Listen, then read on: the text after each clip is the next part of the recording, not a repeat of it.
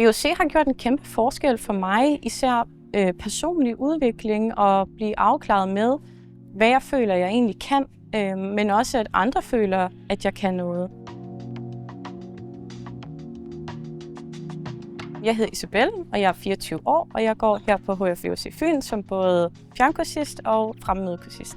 Det bedste ved at gå på VUC er lærerne, og man bliver mødt der, hvor man er, og man bliver set og anerkendt for det, man kan. Jeg læser VUC som fjernkursist, fordi at det giver en større fleksibilitet.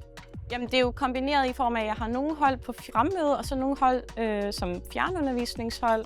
Så det gør, at jeg møder frem her på skolen et mindre timetal. Jeg har færre dage på ugen. Fjernundervisningen har givet mig rigtig god plads til at tage de pauser, som jeg føler, jeg har brug for.